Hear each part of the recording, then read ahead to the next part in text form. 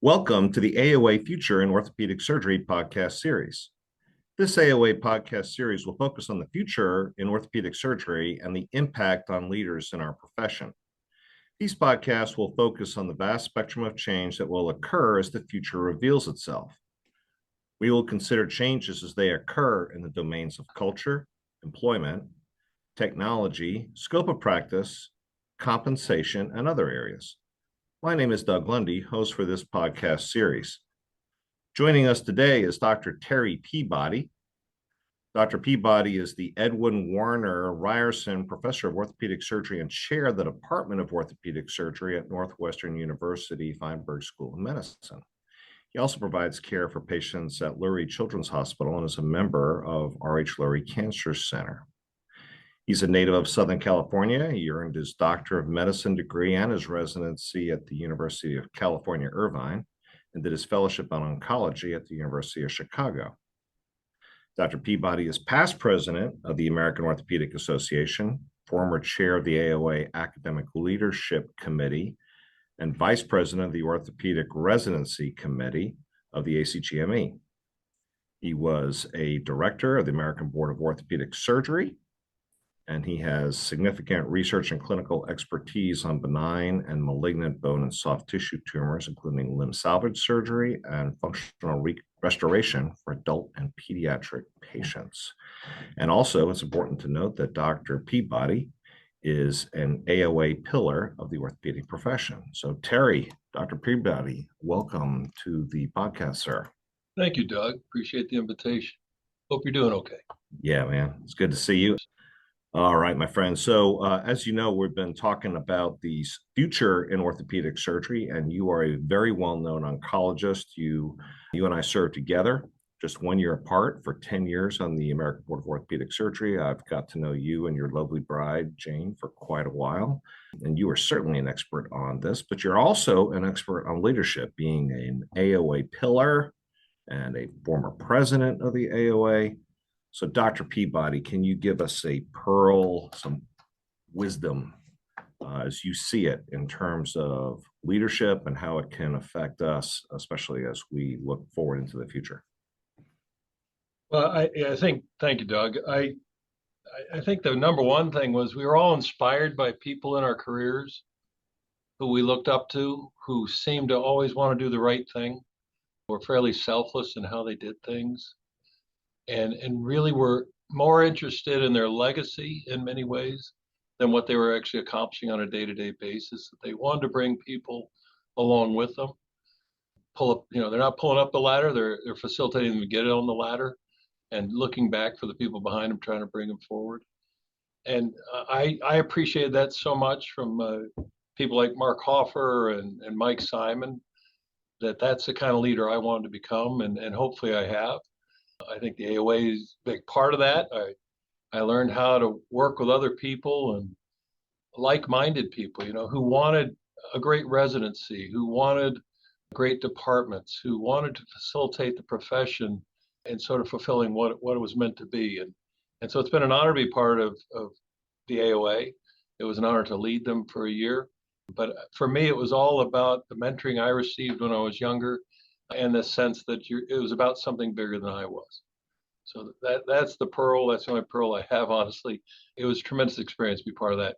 And the board, as you said, it was a highlight of my professional career, being a member of the board. So those two things, it's been a terrific, it's been an honor. Couldn't be happy. Great. Yeah. Thank you. Yeah, and we had a good time together doing that. Yeah. It was a lot of work, but it's worthwhile. Also got to know you through the AOA as well. All right, my friends. So as you know, we are talking about the future in orthopedic surgery, and we're going to you about your chosen profession of oncology. It seems like all the time we're hearing about these really devastating cancers, which are now being treated extraordinarily successfully with biologics and other things that have really turned the tide on a lot of these illnesses. Tell us, if you could be so bold, where do you think the future is going in terms of musculoskeletal oncology? So I think, we think about diseases as burdens, perhaps, burden of disease, if you will, but it's not it's not that kind of burden anymore. The initial, when I started, someone with metastatic disease had a dismal outcome within a matter of months to maybe a couple of years. And so you would treat people in that manner. But these targeted therapies, and it's really remarkable, have had a tremendous effect, not only longevity, but also quality of life for those individuals, even with advanced metastatic disease, breast cancer, kidney cancer, lung cancer. Patients oftentimes can live years with those diseases and live reasonable quality of life and want to continue with the same activities they did before. And so orthopedic oncology is going to continue to grow, not just because of the numbers. You have more patients with more disease living longer, but also there's more to do because you want to treat not only the impending fracture per se or a lesion that requires some sort of treatment, but we're being a little bit more aggressive, I would say, about things that we used to sort of, we couldn't really help, like pelvic fixation for patients with fractures, percutaneous fixation, interesting sorts of techniques to improve the quality of a patient's life, doing more elective total joint replacements on patients, even in the face of metastatic cancer. Because again, they're going to live a long time, many of them.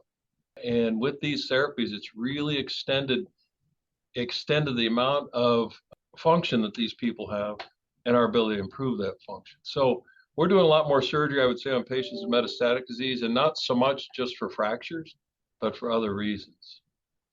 The other thing that's going to grow is, our prostheses for primary tumors, sarcomas, have gotten pretty good and have expanded beyond the tumor world. But within the tumor world, the ways to fix things, as opposed to cemented stems, some of this compress technology is very interesting, seems to have good results.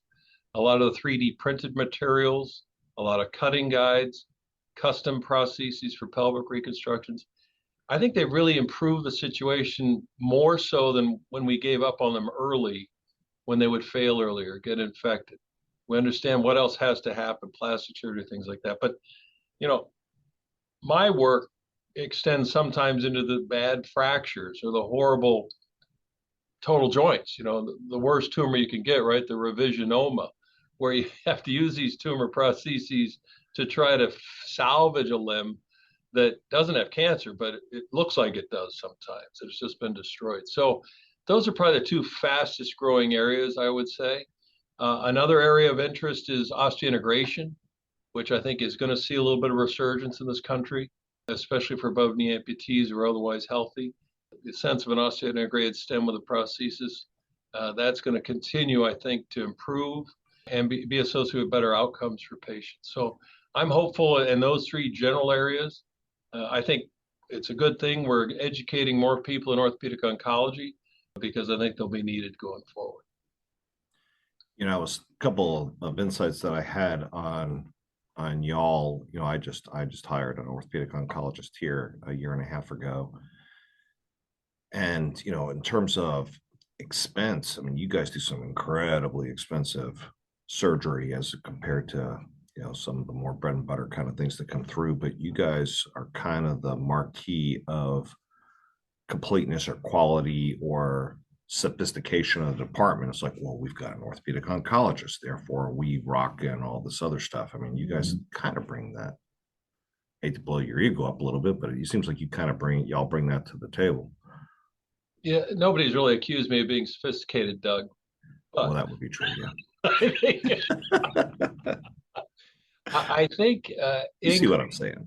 I do. I think orthopedics has 9 subspecialties, right? We all have our strengths and the things that we bring to a department.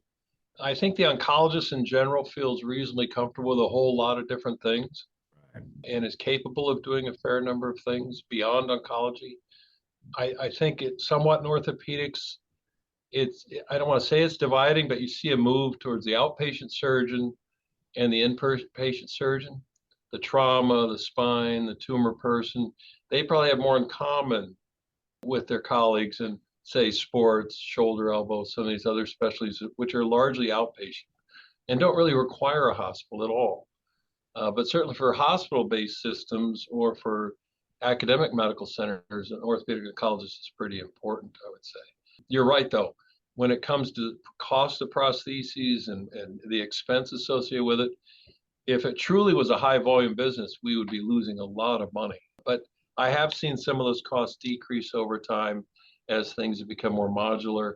And like everything, there's more competition in the market. So I think it is balanced, but I think an orthopedic oncologist does bring something to a department. Obviously, I'm biased. Right. One thing I've noticed specifically in terms of trauma surgery, what we saw as trauma systems got better, as people started using, more advanced trauma resuscitative techniques, and patients started surviving. And in addition to this, you look at all the safety features in cars now with airbags and all the safety features that people were surviving. We would see now constellations of injuries that people survive and we have to deal with, where they used to be attached to people who are in hypovolemic shock and died at the scene or died in the trauma bay. Now they're surviving and we're being presented with these disastrous injuries. We're like, wow, we've never seen this. Where were these injuries? Well, they were all right. People who passed away before they got to us. Let me make the analogy. So with the advance in the stuff that y'all are doing and the medical oncologists and radiation oncologists, how is that changing the presentation of the orthopedic oncology patient to y'all as the musculoskeletal surgeons? I think we see it more as a chronic type of issue. I don't want to say a chronic disease, but a lot of patients I will follow for years with metastatic disease, as opposed to similar to trauma, where it was an acute intervention and then never see them again. I have a long-term relationship with most of these metastatic patients because rarely is it so, occasionally it's bad at the time of presentation when the patient first shows up. But once things are sort of managed in that acute phase, over time, it's just things bubble up. And I don't mean to indicate people live forever, because they don't, but they live a long time. And they live long enough to develop other problems. So it's become a broader field as opposed to this is problem A, we're going to do this. Now it's manage A and then anticipate what's going to follow and keep your eye out for other things. Imaging is so much better than it used to be. PET scanning. We know more detail about more people than we ever have. How do you follow that? How do you monitor it? How do you intervene early before there's another issue? So I'd say it's a much closer relationship with my patients I ever had and a much longer term relationship. What would you tell a young, like one of your fellows, what would you tell one of your fellows if they said, what do you think my career is going to look like relative to yours? How would you tell them that it would be the same and or different? I think the patient interaction will be largely the same. I don't think that's going to change, but get used to the intensity of it because you're still breaking bad news on occasion. You have to tell patients and be honest with them about what you can do and what you can't do for them. That's not going to change. All that stuff is going to, but you're going to have more tools than I had to make things better. For example, horrible acetabular disease. In my day, we had one option, which was the Harrington reconstruction, cement pins, put it in, hope it works. If it worked, great. A lot of times it never worked. It fell apart. You ended up taking everything out. Now there's options. Now there are actually things you can do earlier to head it off, or if it's gotten bad, to make it better. They'll have a lot more options. They'll also have a lot of non-operative options. You know, we do a fair amount of cryotherapy now and radiofrequency ablations, things that are percutaneous therapies. They have to get used to doing that. Image-guided surgery, which I did not do, they need to be good at. Navigated surgery, they need to be good at. They have to get used to this idea of 3D printing and developing cutting models that they will use in surgery. It's going to be, I think, a higher tech field than the one I'm leaving. I didn't learn all that stuff. My hope is that my successor certainly will. That's very interesting. So the big metastatic diseases that y'all, I imagine you see are breast and prostate, right? They're common, but they don't tend to fracture as often as they used to. Why is that? The bad one now is actually kidney cancer. Why is that? I think they're caught early for breast and prostate. They tend to be, at least on occasion, sclerotic disease, so they tend not to fracture. But the treatments are so numerous for both those diseases. There's been a lot of research and money into breast cancer for the last 30 years. So there's a lot of options for women and men that have breast cancer. Prostate cancer, the same. The struggles we still have are kidney cancer. That's a hard one to manage operatively and a hard one to get control of. There's immunotherapy for it, but it tends not to work well in bone. So those are the challenges that are repetitive over time and the hardest things to get stability in. Thyroid cancer is still around, and that's a hard one to manage because it tends to progress in bone regardless of what kind of treatment patients get. Colon cancers, increase so much in numbers that we're seeing more colon cancer in bone now. It's just so common. But those are sorts. It's changed a little bit. And then I'm not sure, but it seems like myeloma is more common than ever. Anyone in their 50s and 60s with lucent lesion, it seems like there's a lot of myeloma out there. Now, there's a lot of effective treatments, stem cell transplants, CAR T therapy, but they still get a fair number of bone issues. So the diseases are kind of the same, but the ones that are more challenging for us are actually the kidney cancer, thyroid cancer, some of the myelomas. Do you feel that there's a general increase overall, or in what you all as musculoskeletal oncologists are seeing, or is it staying the same? Is it? I think I'm trying to figure out where the future kind of is. staying the same, but I think kidney cancer may be on the rise a little bit. What I see a little bit too is my colleagues in town don't really want to do any tumor work. Okay. And that's fine. I don't blame them, but very few people feel comfortable even rotting metastasis, which wasn't true, I would say 20, 30 years ago. I did not do nearly the amount of metastatic work then that I do now. I think we get a fair amount transferred in. I just think, again, there's a little bit of a divide between inpatient, outpatient orthopedics. And as I deal with a lot of private groups that are largely outpatient that aren't attached to a hospital, if they see something that just doesn't make sense, it won't be easy for them to care for, they'll send it to the academic medical center. So I'm not complaining. That's the way it is. And I think that'll continue to happen going forward. They shouldn't, if they don't feel comfortable, they shouldn't be caring for the patient. Right. Feel free to ship it. But I do see that transition a little bit. I'm sure you feel the same thing. And that's true, I think, for trauma, infection, and tumor.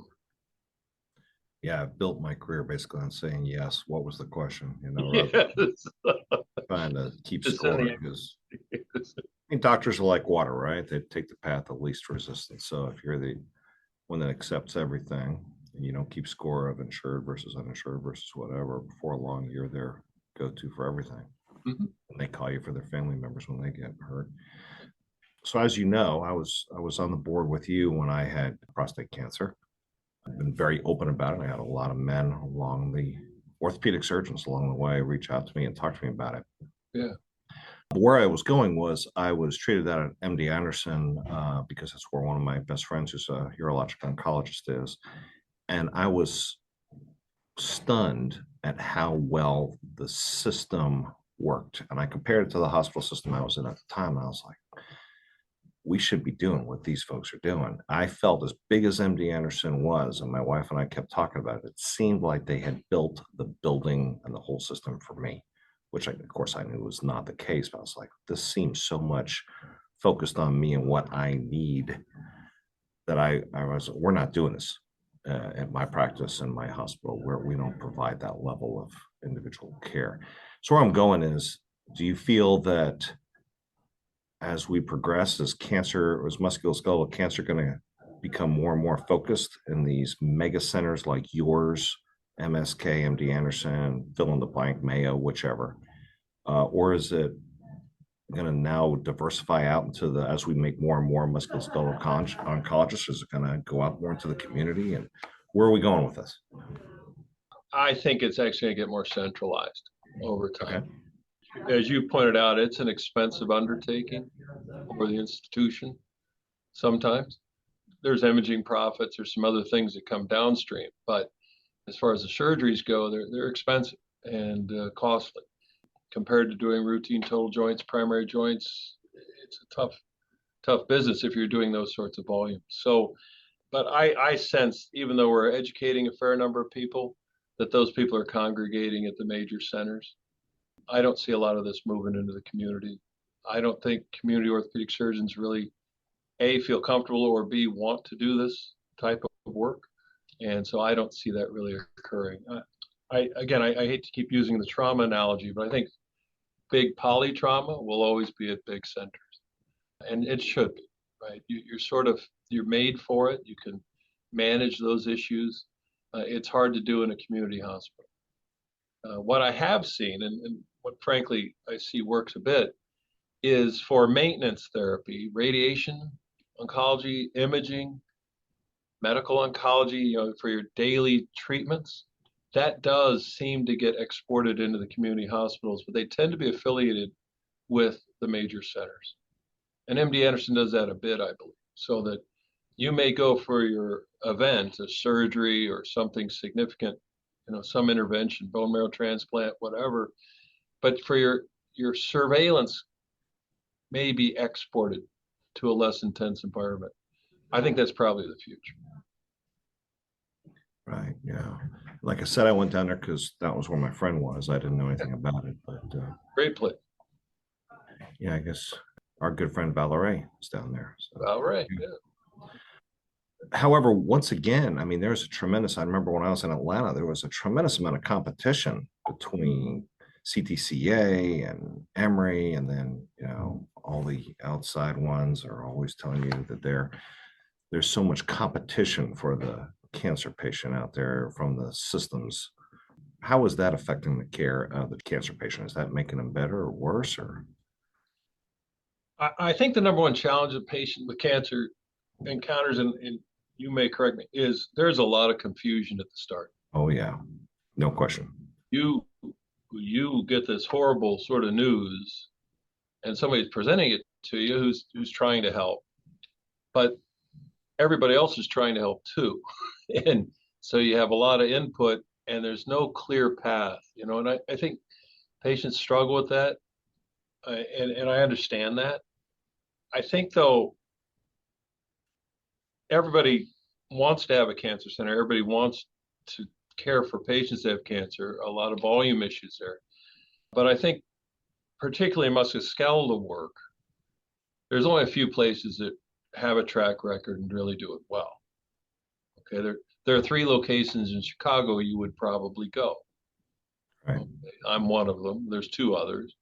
And we all sort of know each other, and we know what they're doing. And I know, any city in the country, I can pretty much tell you where you would go for our level of musculoskeletal oncology care. That's not true for breast cancer, prostate cancer, the more common diseases, where all the faith-based hospitals and health networks have cancer centers, and we'll keep those sort of self-contained. But I think when you talk about orthopedic oncology, there's really only a few recognized places to be and people that take care of these problems. And my job is to sort of clarify that. They don't have to be with me, but they should only be at these other couple places if they're considering this type of care. And trying to provide that clarity, I think, is really important. It's just so, it's so overwhelming, the inputs they're getting, and they have friends and colleagues who are telling them, oh, you got to go here, you got to go there, you got to go, to the best place wherever. And what I have found is there's probably no best place. That every place has pluses and minuses. Patients will never know that. And if it makes them feel better to get opinions at some of the big cancer centers in the country, God bless them. But the treatment will be the same likely at any major center as you go. And the cancer group has really tried to have these centers of cancer excellence. It's like everything, the ranking systems and things, but there are some criteria for these cancer centers, and you probably want to find one that's actually got the designation as a cancer center. So it's confusing. It's not perfect. You were fortunate. There's a lot of good places you can go, but having that kind of, you need people who actually manage those problems on a regular basis. When I started looking into it myself, I realized that I think that a lot of those rankings, you may correct me, but those rankings were based on things that really were not important to me. And the important thing to me was that's where my friend was. So that's where I put there. Yeah. I trusted him, and that was the end of that, you know. Yeah. Yeah. Okay, Terry. So when we look at the future in orthopedic oncology, just moving forward, is this going to be sunshiny and good? Is it going to be cloudy? Is it going to be rainy and bad? When you talk about, I mean, we all see these horrible cancers, which devastated families, which, you know, destroyed the lives of young children and, I mean, broke everybody's heart that was anywhere around it. And now some of these tumors and some of these cancers are now being cured, and these kids are going on and living with cures or near cures and significant remissions where they're able to get on with their lives. Where do you see the future in orthopedic oncology in reference to the overall spectrum? Well, I'm not one to, certainly not in my lifetime will there be a cure for cancer. I don't think that's No. coming. I think they're all different diseases.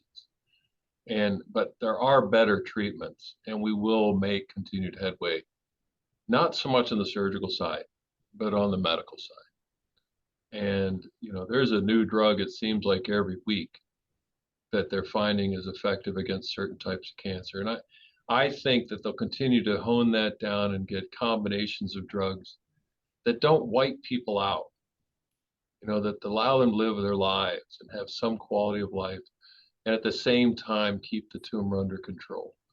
And so my goal is to make, again, this sort of a chronic disease, not like hypertension or diabetes, but sort of like hypertension, diabetes.